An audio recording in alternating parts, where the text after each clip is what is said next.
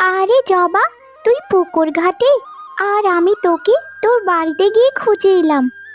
তোকে খুব দরকারি একটা কথা বলার ছিল রে জবা। কি রে শিমুল, কি হয়েছে তোর? তোর চোখ মুখ এরকম লাগছে কেন রে? তোর কি কোনো সমস্যা হয়েছে?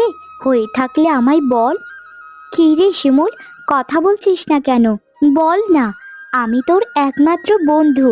আমায় যদি না বলিস তো কাকে বলবি বল। আর কি হয়েছে জানিস জবা, বাবা মামার বিয়ে ঠিক করেছে।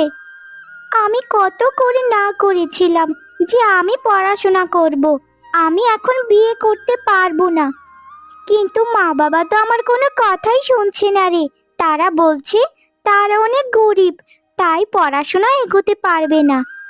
এখন আমি কি করব জবা, তুই আমায় একটা বুদ্ধি দে। কি বলছিস রে তুই? তোর বিয়ে মানে?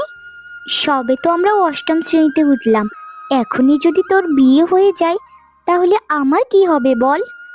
তুই পড়াশোনাটা চালিয়ে যাচ্ছিলি বলে বাবাও তো আমাকে পড়াচ্ছিল, এখন আমার কি হবে? আর তুই না বলেছিলিস তুই অনেক দূর পর্যন্ত পড়াশোনা করবি, তোর বাবা মাকে বোঝাতে পারলি না বল? জবা, তুই তো জানিসই আমাদের সংসারের অবস্থাটা। আমার দ্বারা আর পড়াশোনা হবে না রে জবা। আগামীকালকে আমায় দেখতে আসবে, তোর সাথে আর বোধহয় দেখা হবে না। তোকে বন্ধু হিসেবে একটা কথাই বলতে পারি, তোর বাবাও যদি তোকে বিয়ে দিতে চায় তাহলে তুইও বিয়ে করে নিস, এটাই ভালো হবে। আমার তো বাবা মা দুজনেই আছে, কিন্তু তাও তো তোর নেই, শুধু তোর বাবা আছে, মা নেই। তুই একদম ঠিক কথাই বলেছিস, আমার কপালটা তো তোর থেকেও পোড়া। তুই তো তবু দুঃখের কথা তোর মায়ের কাছে বলতে পারিস, কিন্তু আমি তো কারো কাছেই বলতে পারি না। আচ্ছা যাই হোক, তোর নতুন জীবনের জন্য শুভ কামনা রইল। ঠিক আছে রে জবা, তাহলে আমি বাড়িতে চলে যাই, মা আবার অনেক চিন্তা করবে। এমনিতেই এসেছি, অনেকটা দেরি হয়ে গেল। আচ্ছা শোন, বিয়ের পর যদি বাড়িতে আসিস তাহলে কিন্তু আমার সাথে দেখা করিস।